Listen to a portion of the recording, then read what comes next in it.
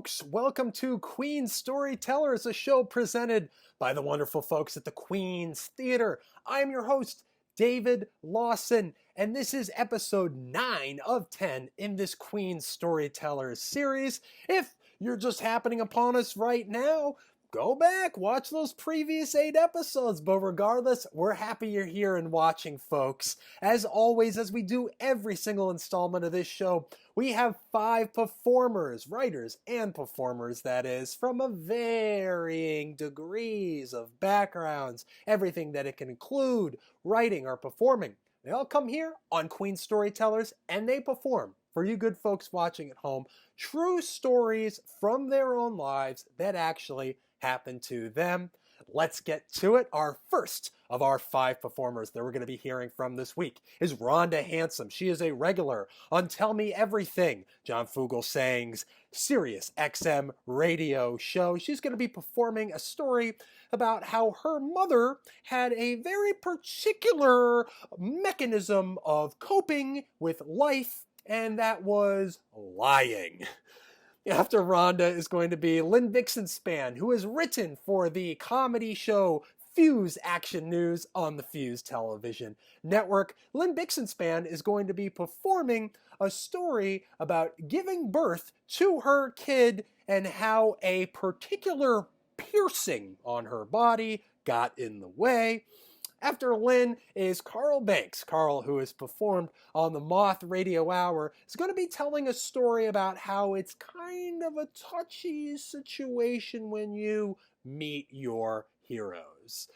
Danny Artese is going to be our second to last performer on this episode. Danny Artese has performed on the popular storytelling podcast Risk. Danny's going to be performing a story about going to an event at New York City LGBTQ Pride in 1 June, and how the event wasn't exactly what he thought it was going to be. Our final performer is Jennifer Fouché. Jennifer Fouché has performed the role of Mama Morden in the touring production of the musical Chicago. Jennifer Fouché is going to be performing a story about how her mother taught her the phrase, good hair. As always, folks, I am so excited for you to enjoy these 5 performers we have for you on Queen Storytellers this week. If you enjoy what you're seeing now, you can go back and watch the other 8 previous episodes of Queen Storytellers. You can go to queenstheater.org, check out all the great programming that the good folks at Queen's Theater are creating for you good folks watching at home right now. Go to Facebook. You can like their page, Queen's Theater on Facebook. That's Queen's Theater with an R and an E, not theater with an E and an R. If you can't tell by now, I really love that distinction. Just feel like I need to highlight it every time. All right, folks, let's get to it. I'm your host, David Lawson. I'm so excited for you good folks at home to enjoy these 5 performers on this episode of Queen Storytellers. Mama Didn't Lie by Rhonda Hansome. Della was a brown-skinned Alabama country gal. She was intelligent and ambitious. Della's aspirations for the stage ended when she found herself pregnant with me and alone in New York. Mom navigated the concrete of Brooklyn as best she could. She went to night school and got her GED. She became a sought-after seamstress who handily made 6 red velvet bridesmaid's dresses for my high school pal's winter wedding. My every Easter outfit was from a Vogue pattern if Mom hadn't designed the pattern herself. Della's artistry was multi-layered and mostly self-taught. Her imaginative paintings hang on my walls, conjuring her vibrant personality decades long after her death. My mother was generous to a fault. She opened our home to relocating relatives and never visited a friend empty-handed. Della was determined to survive the unforgiving concrete of Bed-Stuy.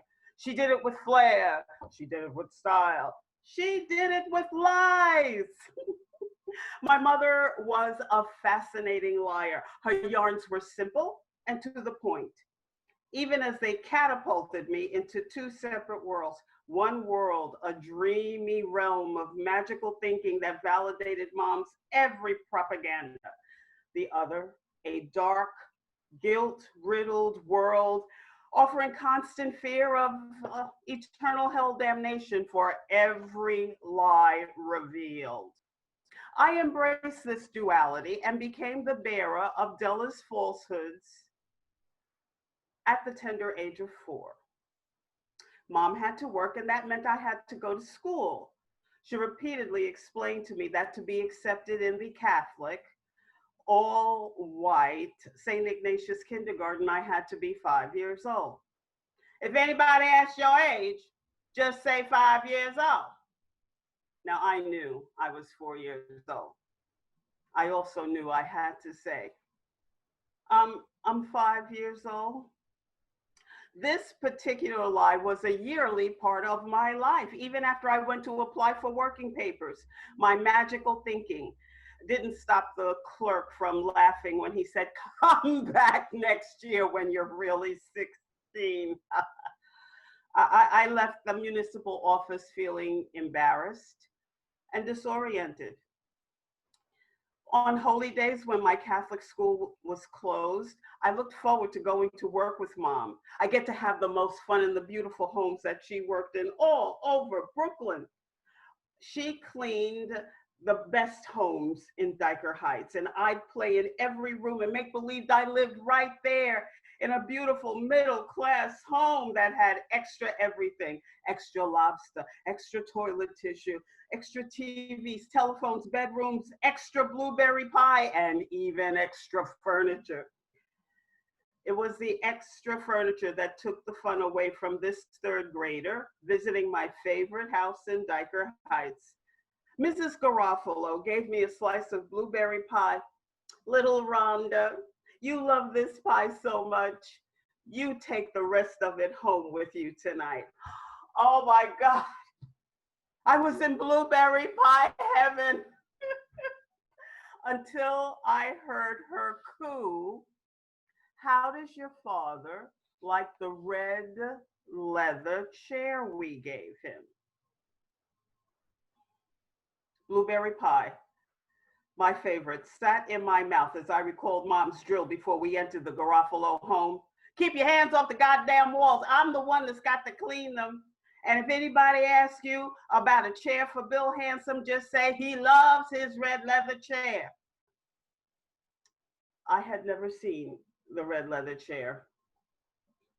I had never even seen my father.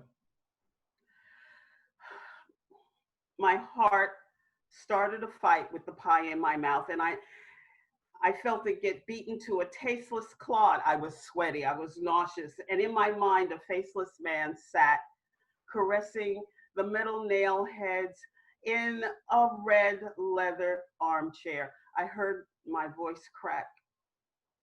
He loves his red leather chair. I came home one day from 4th grade at Nativity of Our Lord, my school, my elementary school, and Mom was married to a dark, handsome man I'd only met once in passing at the Franklin Avenue station. A year later, Mom had a baby by Louis, her battering Bayesian husband. The girl child was Wilfram from birth, and more so every year. This particular day, Mom had had enough. Joan had done something. It doesn't matter what. She was always doing something. Mom decided to wail on my half-sister with the extension cord. From my personal experience of lost keys, a missing school hat, or dishes left undone, I knew my mother was a champion ass whipper. So I was oddly amused watching Joan's efforts to avoid the extension cord flying through the air. Suddenly, Mom grabbed Joan's face.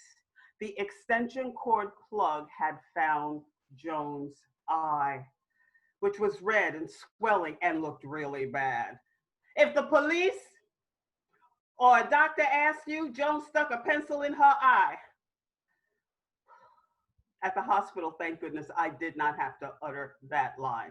There were lies to keep welfare caseworkers at bay, and to keep sponging relatives from asking for even more money. Mom's stories made a country girl survival in the big city less tragic and often magical. I was out of mom's house and married and planning a trip to Europe with my husband, and mom had a bon voyage lie for me to carry through Italy, Switzerland, Holland, and England and France. She'd written notes on postcards to numerous people. I'm having a great time in Paris. See you when I'm back from Amsterdam. Oh, Lucerne is beautiful this time of year. Love, Della. She gave me the postcards and instructions to buy stamps and mail them from the appropriate cities. I was a nervous newlywed, traveling internationally for the first time, and royally pissed that I spoke so little French after years of study in high school and college.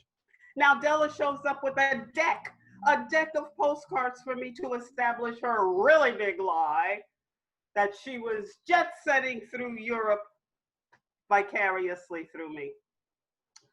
Mom said she had gone to acting class with Tony Curtis and Harry Belafonte in Greenwich Village. I didn't believe her. They were stars on TV and in movies.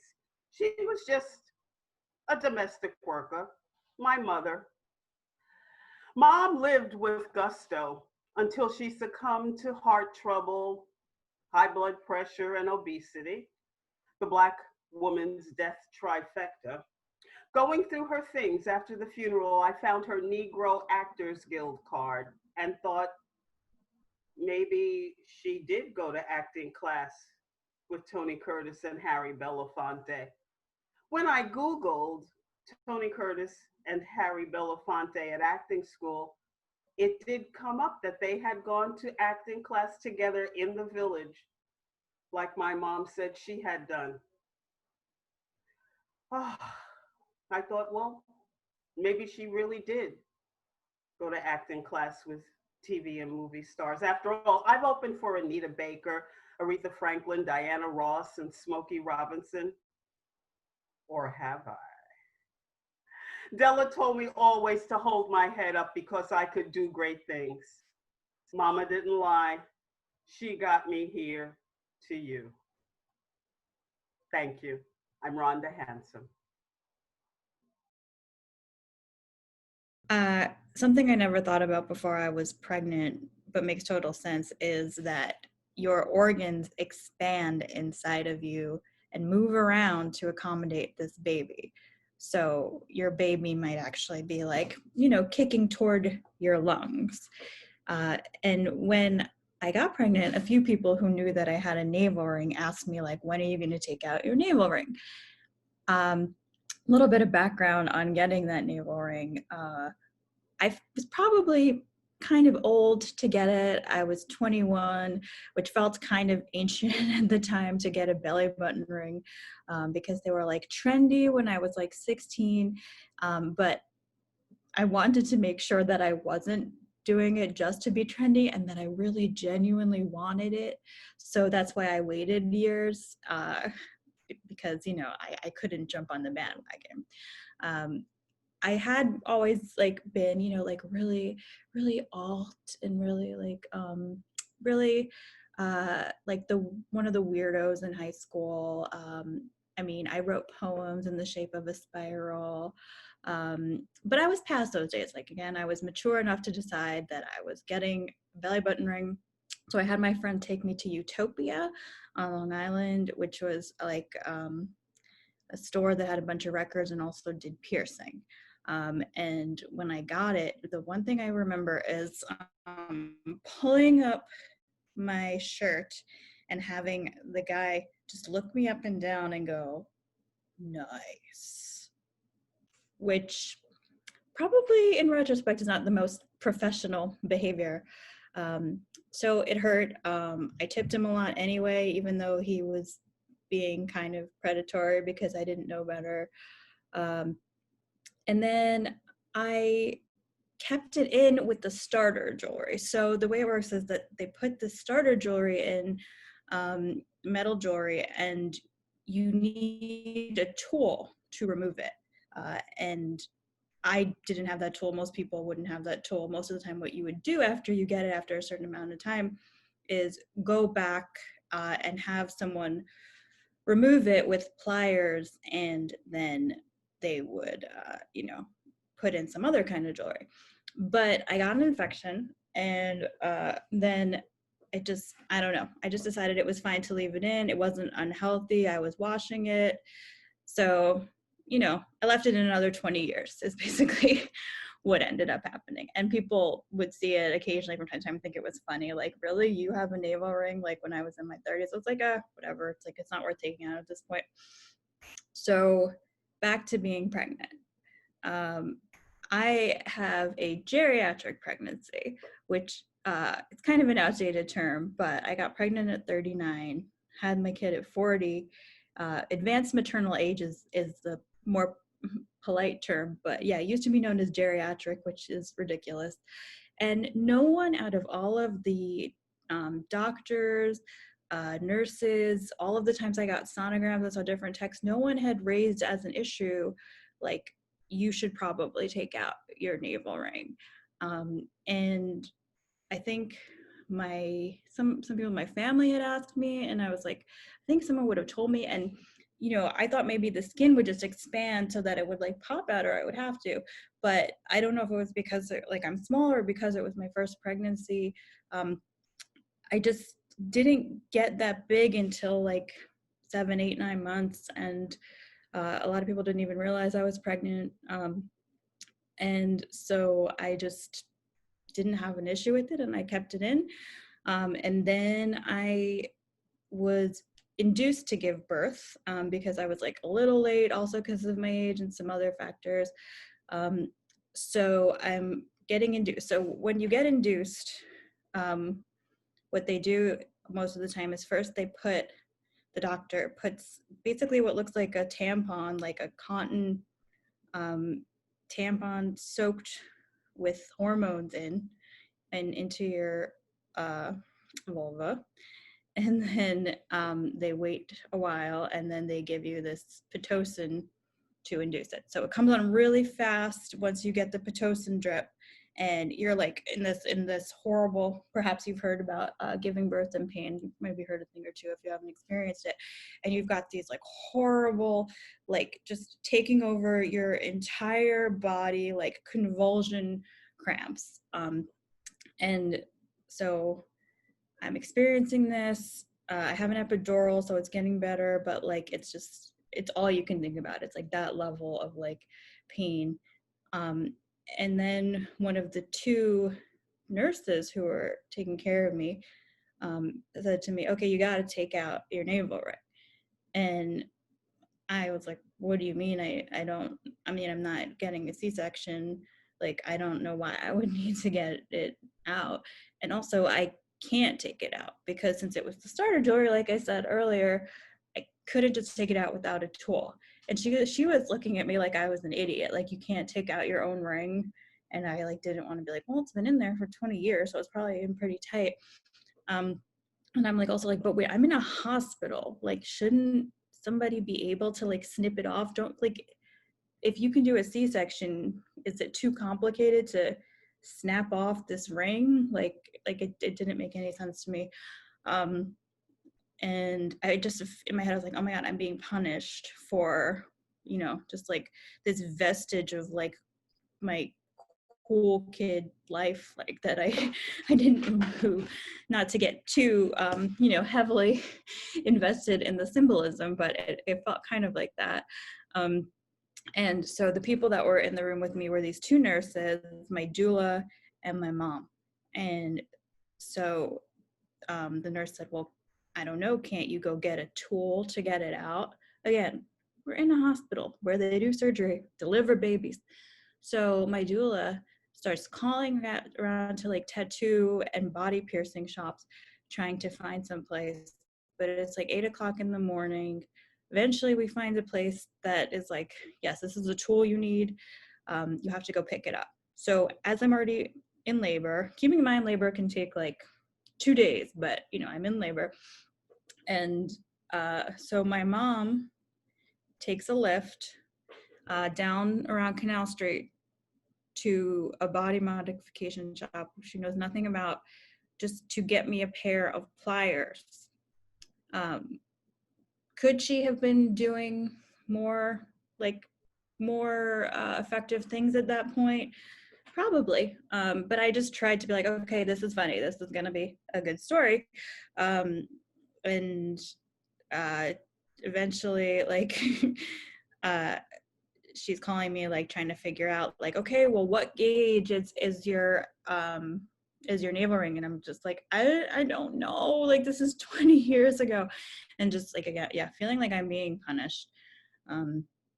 And then in the middle of all this, one of the nurses, not the one who had been sort of lecturing me about it, dragged in a resident, because the hospital was just like so busy right then. Apparently everybody in the world was giving birth that weekend. And the resident looks at it, pulls out some kind of surgical scissors. And honestly, I would say it took about 5 seconds max for him to cut it out, because again, hospital. So I have my ring in 2 pieces, like there's like this round part and then there's a ball. And they're like, do you want to keep it? And I'm like, yeah, I guess so. Because I've always actually kind of been annoyed that when you get surgery, you can't like keep it. Like I've had cysts out and stuff, and I always wanted to like keep the cysts. And I guess it's like a biohazard or whatever, but it seems like it's your body. You should be able to keep things, right? Like I got to keep the baby. But yeah, so they gave me the ring and the ball. And of course, around that time, my mom comes back like, you know, all right, I'm back. Okay, I'm gonna hurry. Okay, here's the you know, the tool. And I'm like, here's too late. It's fine. Oh, the other thing was they had been trying to scare me by saying, like, if you get a C-section, they use cautery, which means that they are quickly like using extreme heat to burn your flesh back closed after they cut you open and take out the baby. So that's a reason that you don't want to have body jewelry in, because you know, probably don't want to melt metal into your flesh, even if you chose to have it put in there in the first place. So yeah, I'm belly button ringless, and so I have this like not a huge hole, but like I have a 20 hole from 20 years of you know, having had that in there. And then it does turn out I did have to get a C-section, which I didn't expect to. So the nurse was actually right. And what happened, the reason I did have to get a C-section was my kid was like not coming down fast enough. And he had shit in me, which apparently happens. Like he took his first shit in me, which is like both hilarious and dangerous, because he breathed his own shit in and it messed up his lungs. He has to go to the NICU. He's fine. He's going to be one tomorrow. He's great. But yeah, I that was like, not only do I have a baby now, but my past is coming back to haunt me, that I thought I was so mature when I was 21 years old, and I had waited years to not be a bandwagon belly button ring person. And now I had to get it out. So now I am a mom with a 1-year-old, no belly button ring. And there is like a part of me that it's like, it's growing. It's like, it's grown together now. Like I'd probably have to get it re-pierced. And there's like this weird part of me that's like, should I get it re-pierced again?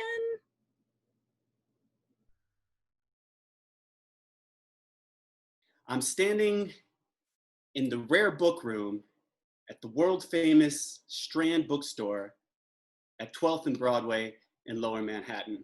And I'm standing next to my friend Nick Adamson, and we're both very nervous because we're about 30 seconds away from meeting one of our biggest heroes. But before we get there, I gotta tell you something about me, something you don't know, and something you probably wouldn't have guessed. And that is that my great-grandfather Charles Leonard Banks was the inventor of the very first mechanized hair razor, which is ironic because I can't tell you the last time I got my beard trimmed or the hair on top of my head cut. His hair cutting machine was a big bulbous machine that had a motor that hung on a rack and a cable that came down to a handheld trimmer that you would cut hair with. It was a big machine, but it was pretty impressive, especially being designed by somebody with no real formal education. Unfortunately for me, I am not the heir of some big haircutting fortune.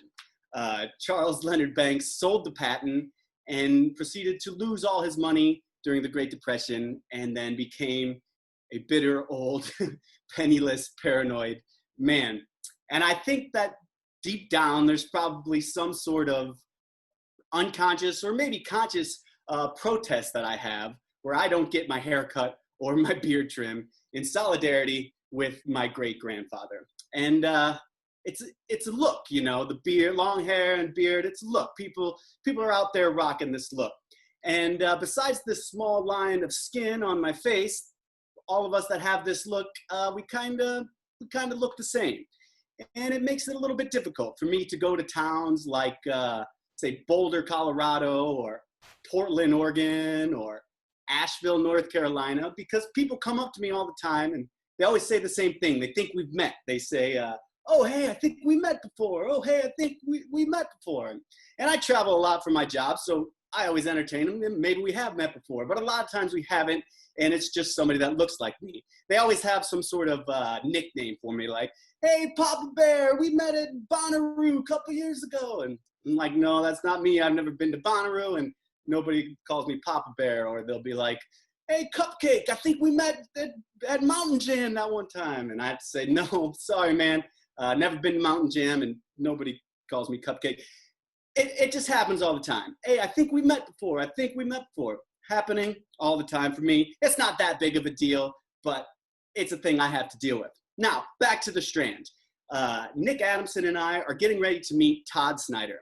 Todd Snyder, he's a singer-songwriter and a storyteller, and he had just come out with a book called I Never Met a Story I Didn't Like, and he was doing a book signing and a meet and greet at the Strand Rare Book Room this day. It's significant that Nick was there with me because 5 years before that, Nick is the one that turned me on to Todd Snyder's music. I had heard some of his songs. One of the songs, Beer Run, was kind of around, and I had heard that, but I had never heard the really good stuff before. And I remember we were riding in his Bronco, and I heard this song called The Devil You Know. It starts out with, there's helicopters over my house again. And it really struck me, and it was an amazing song. And I was like, Nick, who is this? And he's like, oh, that's Todd Snyder. I was like, man, I love it. He's like, well, he's playing 2 nights later at this place called the Duck Room in St. Louis, which is Chuck Berry's a rock club there. Now, at this point in my life, I had just come off a breakup, and I was kind of going through a little bit of a depression bout. But I was also, for the first time, deciding that I was going to go all in on my music career. And I was kind of measuring how I was going to take that first big leap into really committing. I had been playing music for years and doing it on a professional level, but never taking it super serious and making it my number one focus. So I was like, oh, I got to go see Todd Snyder at the Duck Room. And Nick informed me that the show was sold out and that he has a huge fan base in St. Louis and that it was sold out. But I'm under the impression, and maybe some of you are like me, that sold out is really just kind of a suggestion more than anything else. There's always a way to get in the show, I feel. So that night I went down to the Duck Room, and it happened to be a blizzard was happening in St. Louis. And so I went down to the Duck Room, and because the blizzard was happening, there wasn't that big of a turnout, and I got into the show. And to say that I was blown away would be the understatement of my professional career. The show was absolutely incredible. Keith Sykes opened the show. He told stories about writing songs with John Prine, writing songs with Jimmy Buffett, and told a bunch of amazing stories and great songs. And then Todd Snyder got up to play. and it was just so good. The stories were funny, the songs were emotional and revealing, and it just really, really blew me away. And more than anything, it was a big inspiration for me. He gave this bit of advice that night. He said that somebody had given this to him about being a good songwriter, that if you want to be a good songwriter, you have to be able to, inside of 15 minutes, get everything you own and get out of town. And furthermore, you got to get yourself in situations where that sort of thing happens all the time. And if you do that, you'll continue to write good songs. And he said that it took a lot of discipline for him, but he was able to keep his life that chaotic where that sort of thing happens all the time. Well, I took it to heart, and it helped me take this big leap into making music my number one focus. When I was there that night watching that show, I realized that I was a songwriter, but our songs were not even in the same ballpark. Our songs weren't even the same sport. They were on totally different planes. And if I wanted to do this, I had to get better at writing songs. So I took the leap. I moved to New York. I started writing better songs. I eventually started writing really good songs. I put out a record, toured the country multiple times, and I started living my dream. I eventually found myself in this apartment complex in Kensington, Brooklyn. It's where I lived. It was a very cheap apartment because it was above a Hasidic fish market. And what it lacked in space, it made up for in a constant fishy smell that was always in the apartment. But it was super cheap. And I could live there and I could play in the subway and I could play gigs and I could pay my rent just doing that. So my friend Nick, who lived in St. Louis, decided to come visit New York City. He was coming to visit for Governor's Ball, the music festival, and he asked if he could stay with me. So he did. He came, he stayed at the apartment that we called the Fish Market. He stayed at the Fish Market. We saw Janelle Monáe in Prospect Park. We went to Governor's Ball. And then a couple days later, Todd Snyder was doing his book signing at the Strand Rare Book Room. So we go. We head up to the Strand. We go to the Rare Book Room. It's a peculiar place anyway to meet one of your heroes. It's a bit intimidating at times, you know? And so we're standing in line and we're going through the whole process of what has happened over the past few years is going through my head. I'm very nervous. I'm excited to meet my hero. I'm rehearsing what I'm going to say. Should I quote a music lyric? Should I say hi? I don't know how to approach him. All this stuff is going through my head. The line's getting shorter, and pretty soon it's my turn. I have to step up to the table, and I have to go meet my hero. And so I do. And I step up, and Todd Snyder broke the ice. He's the one that said something first, and he said something to me that caught me so off guard, I could not imagine him saying it. He said, "Hey, I think we met before." Now, I've heard that before, but I was not prepared to respond to it. So all I said was, "Nope." And my mind went completely blank, and I couldn't think of anything else to say. And he said, "Okay." And luckily, we had a little Post-it note in our book with our name, so I didn't even have to tell him my name. He signed my book. He handed it back to me. We took a very awkward and blurry photo.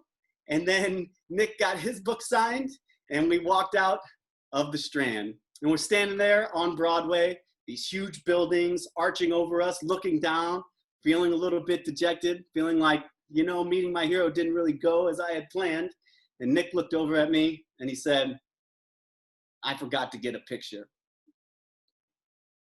Thank you.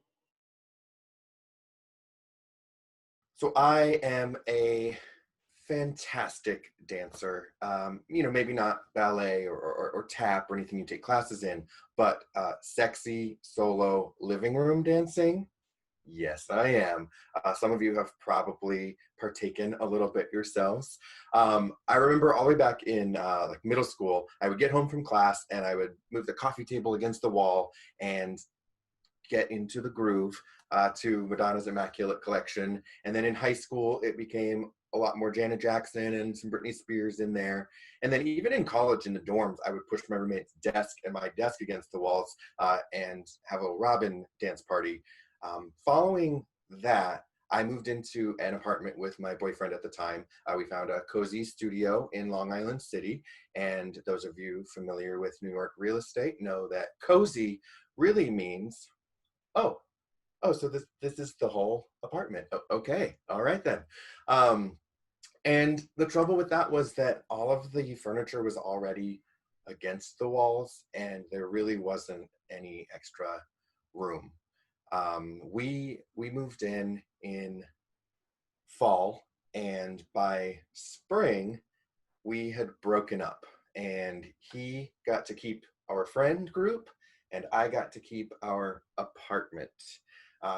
So I was newly single after a couple years. I was newly-ish 21, but I wasn't really like a going out to bars and clubs sort. Not only did I not have a lot of interest, I also just didn't even know where to go, because a lot of the places I had sort of seen or was aware of that had dancing, I didn't really seem to be the clientele that they were appealing to, so I didn't really see a place for myself there, and I didn't even know where I would go. And so I just kind of like let it be. But you're probably aware that after spring comes summer, which means in New York, June, Pride Month. And so I was looking online at the details of Pride and the route and all that kind of stuff. And I don't know if it was a pop-up or a banner ad or something, but for this dance party the night of Pride. And ordinarily, I wouldn't give anything like that a second thought, except I'll be very honest, the gentleman in the ad caught my eye. What was unique about this particular dance party was that it was a bear dance party. And if you are not aware, bears are a little on the huskier, hairier side. I'll just say it's an aesthetic that appeals to me, but I had never really seen a place for myself in that world, so I hadn't explored that at all. But I did see that the event was at Webster Hall, and a quick extra tab search indicated that there was a capacity of 1,500 at Webster Hall. And the thought of me sort of anonymously blending into a crowd of 1,499 dancing bears held some appeal, but it's not the kind of thing that I would do or did do. So I closed the window and let go. Except that over the coming weeks, I did find myself clicking onto that events site a few times. Not that I was planning to go, but just taking a look until I somehow found myself clicking submit order. Quantity of tickets, 1, because there was not a chance I was telling anyone I knew that I was even thinking of doing this, much less going with anybody. And over the next week or two leading up to Pride, I had decided not to go about 20 times, which means that I had also redecided to go about 20 times. And when I got home from Pride, it was a hot day at the end of June. So I took a shower to get rid of, that like sweat and sunscreen. By the way, remember sunscreen. And I thought in the shower about what I would wear if I was going to go to this dance party, which I wasn't, obviously, definitely, no, not a chance. Because not only was it sort of out of sorts for me, but it was also a masquerade dance party. So we're not talking about the masks like we're wearing these days. This was like a masquerade mask, which I just thought was trying a little too hard, So not a chance I was going, but, in the shower thinking of what would I wear if I was going to hypothetically go. And I decided on my dark blue jeans that were, we'll just say fit well, but weren't uncomfortably tight, and a tank top, which was kind of the uniform of the day. And then I got to thinking, well, like, which color tank top would I wear? Because I couldn't wear white because that would look too much like an undergarment. And I couldn't wear a black tank top because wearing a black tank top sends a message to the world that you think you look good in a tank top. And so I actually just literally compromised to gray. And I don't know about you, but I am not a naked lounger at home. So when I got out of the shower, I had to put on something. And, it may have just happened to be the dark blue jeans and gray tank top that I had decided I would possibly wear. And I may have somehow found myself on the subway riding from Queens to Union Square toward Webster Hall. And when I got off the subway, I did not maintain my usual New Yorker sidewalk pace. I took my time getting to that front door. And when I got there, I thought, you know what, Danny, you can turn around right now. You can get back on the subway. You can go right back home, get a good night's sleep. No one ever needs to know that you were even thinking of going to this masquerade bear dance party.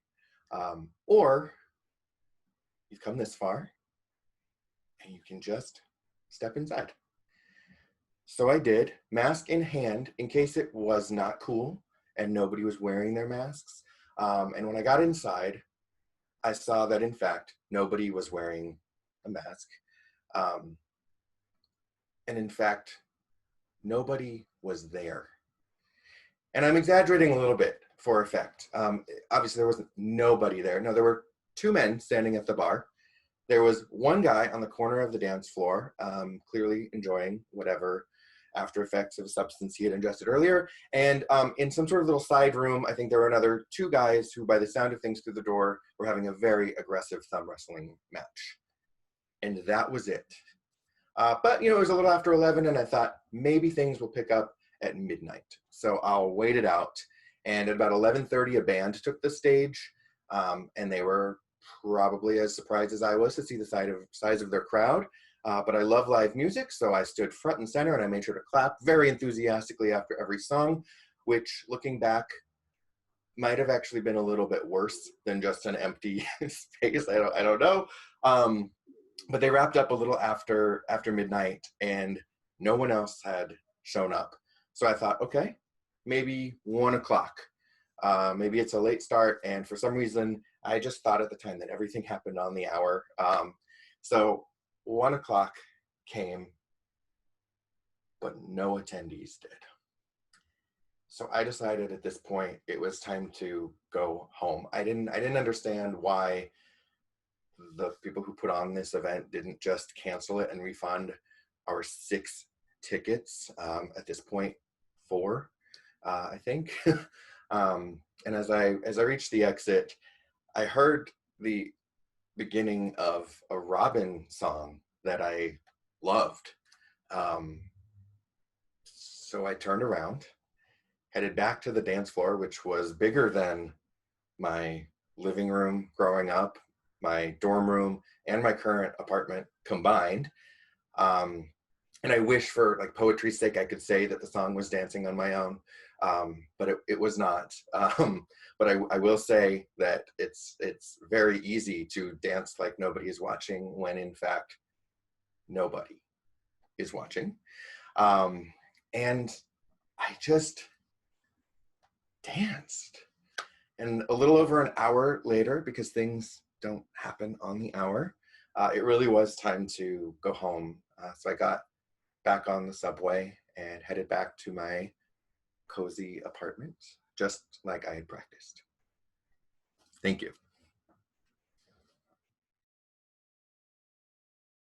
One of the earliest and most memorable childhood memories I have are of all the times my mother would do my hair.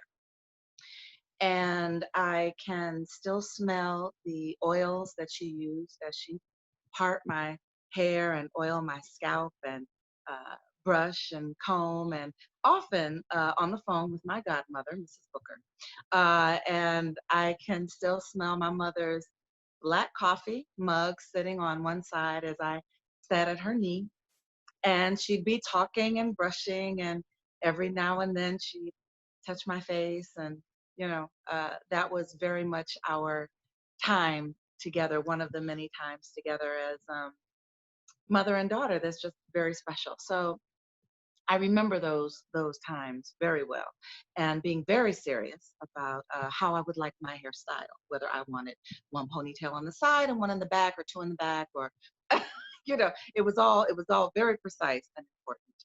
And mommy took it very seriously, and absolutely that's what we would do, you know.